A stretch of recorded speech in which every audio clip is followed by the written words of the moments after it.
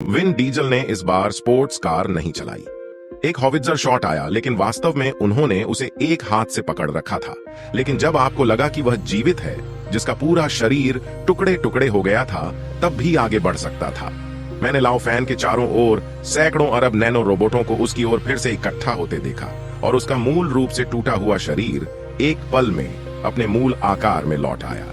और यह प्रसिद्ध गंजा सख्त आदमी आज आपके लिए अमेरिकी योद्धा कॉमिक्स के सुपर हीरो ब्लडशॉट के रूप में प्रदर्शन करेगा।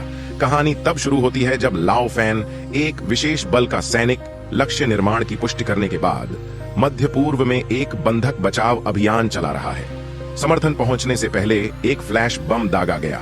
तभी एक अकेला आदमी इमारत में घुस गया और कैदियों को लेने की उन्मादी प्रक्रिया शुरू कर दी। पलक झपकते ही उसने पहली मंजिल पर सभी आतंकवादियों को मार डाला। जब वह दूसरी मंजिल पर पहुंचा तो वहां केवल एक आतंकवादी बंदूक के साथ एक बंधक को पकड़े हुए था और लाओ फैन को आत्मसमर्पण करने के लिए मजबूर कर रहा था। लाओ फैन की नजर अपने बगल वाले फोन पर पड़ने के बाद उसने धीरे से अपनी बंदूक नीचे रख दी और दूसरे पक्ष से पूछा कि उसकी वर्तमान आवश्यकताएं क्या हैं। इस समय गैंगस्टर ने उसे लेने के लिए एक हेलीकॉप्टर मांगा, लेकिन चालाक लाओ फैन ने जानबूझकर पूछा फोन के स्थान के लिए। जैसे ही गैंगस्टर ने आदतन अपनी बंदूक एक तरफ कर दी, लाओ फैन अपना मिशन पूरा करने के तुरंत बाद आ गया। फिर वह अपनी छुट्टियों पर गया, अपने गृहनगर लौट आया और अपनी पत्नी के साथ अपने हनीमून को फिर से जीने के लिए एक यात्रा पर निकला। लेकिन उस दिन जब वह होटल में अकेले उठे तो उन्हें बिस्तर के पास छोड़ा हुआ नोट ही नजर आया। पता चला कि उसकी पत्नी सिर्फ नाश्ता खरीदने गई थी। इसके बारे में सोचे बिना लाओ फैन तुरंत उठा और अपने दांत ब्रश करने के लिए तैयार हुआ, लेकिन उसकी गहरी छठी इंद्रिय ने अचानक उसे खतरे के बारे में जागरूक कर दिया। इस समय दो गैंगस्टर बाथरूम में घुस गए और लाओ फैन को नीचे उतारने ही वाले थे। अप्रत्याशित रूप से वे पहले से ही उसका इंतजार कर रहे थे। उसने आसानी से उनकी देखभाल की और पलक झपकते ही उन्हें दीवार के खिलाफ दबा दिया गया एक हाथ। लाओ फैन ने सबसे पहले दीवार पर लगी सुई उठाई और उसमें कुछ सुइयां चुभाईं। फिर उसने जकड़न से छुटकारा पाने के लिए सिर और टाइल्स पर लात मारी। फिर दूसरे ने जवाबी हमला करना चाहा, लेकिन अगले ही पल। इस समय अपनी पत्नी की सुरक्षा के बारे में सोचते हुए लाओ फैन जल्दी से घर से बाहर भाग गया, लेकिन वह फिर से एक आदमी से टकरा गया। जब वह निकलना चाहता था तो उसके पैर सुनने से इनकार करने लगे, और ऐसा तब तक नहीं हुआ जब तक लाओ फैन गिर नहीं गया। आधार यह है कि वह अस्पष्ट रूप से रिश्तेदारों से मिलने गया था।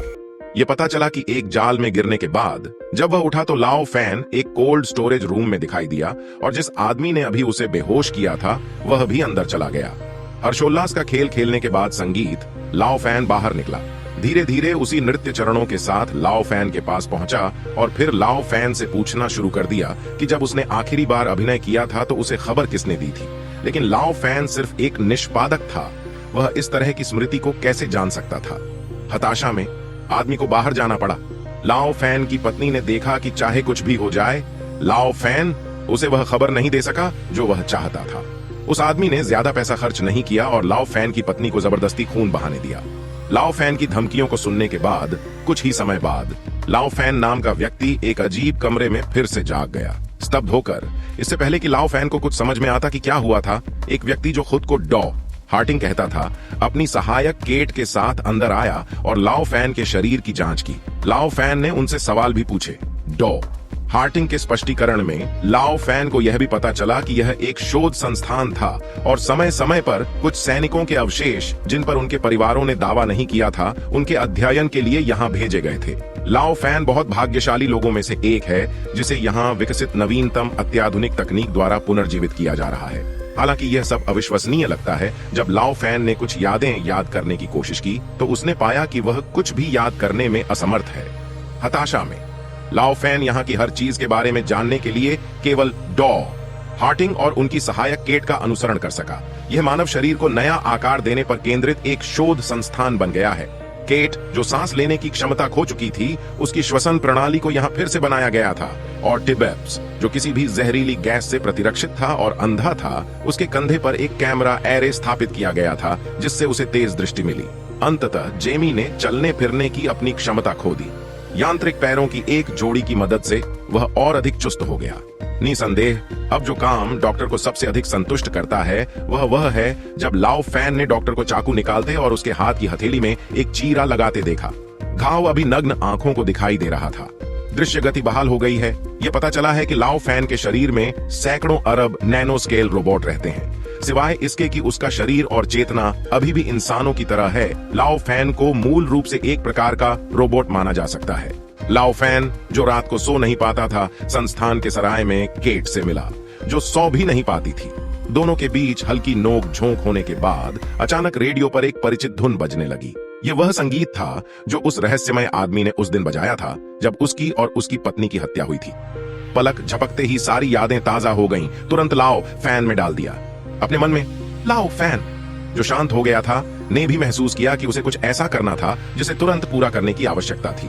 पार्किंग स्थल पर पहुंचने के बाद लाओ फैन ने बेतरतीब ढंग से एक कार ढूंढी और चला गया उसे अनुसंधान संस्थान से बाहर कर दिया। बदला लेने की राह पर चल पड़े। जब डॉक्टर ने लाओ फैन से पूछा कि लक्ष्य को कैसे खोजा जाए, तो लो फैन के शरीर में काम कर रहे नैनो रोबोट्स की एक तस्वीर अचानक संस्थान की स्क्रीन पर दिखाई दी। लाओ फैन ने सबसे पहले नैनो रोबोट के खोज फंक्शन के माध्यम से राष्ट्रीय रक्षा डेटाबेस पर आक्रमण किया और इस पत्नी हत्यारे दुश्मन के सभी डेटा को सीधे निर्यात किया। फिर वह एक हैंगर में आया और खोज कर पलक झपकते ही विमान उड़ाना सीखा। फ्लाइट मैनुअल और सीधे उड़ान भरने लगा। वह विमान को उस शहर में ले गया जहां उसका दुश्मन था। लाओ फैन को बड़े डेटाबेस के माध्यम से लक्ष्य का पता लगाने में ज्यादा समय नहीं लगा। जब वह सख्त सुरक्षा के तहत एक सुरंग से गुजरा तो सुरंग की सभी स्ट्रीट लाइटें तुरंत बंद कर दी गईं। सामने से आ रहे 100 टन के ट्रक ने पाइप से गुजरने के बाद पूरे काफिले को टक्कर मार दी। सब कुछ शांत होने के बाद लाओ फैन ने पहले इंजन को जलाने के लिए लक्ष्य वाहन पर एक थर्माइट बम गिराया और फिर वाहन पर गोलीबारी की, जिससे पीछे से अंगरक्षकों ने उसे जमीन पर गिरा दिया। जब सभी को लगा कि वह संपर्क से बाहर है, लाओ फैन अप्रत्याशित रूप से फिर से प्रकट हुआ और बिना किसी बचाव के शेष अंगरक्षकों से लड़ने लगा।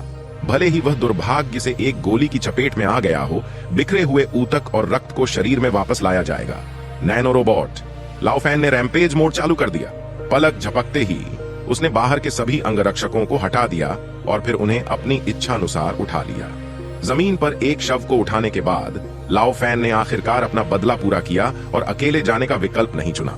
इसके बजाय अन्य 3 लोगों ने उसका स्वागत किया और उनके पीछे पीछे अनुसंधान संस्थान में वापस आ गया।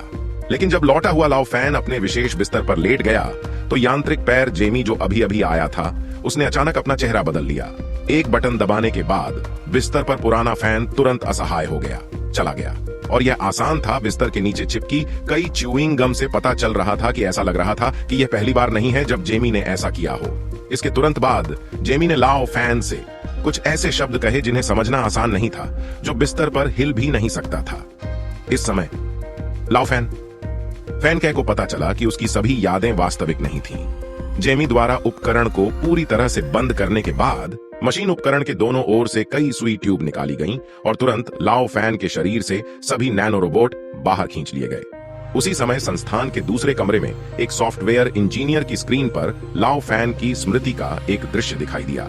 जहां तक उस चेहरे की बात है जिसने लाओ फैन की आखिरी छाप में उसकी पत्नी की जान ले ली, वह कीबोर्ड पर टाइपिंग के बीच अचानक एक दूसरे व्यक्ति में बदल गया।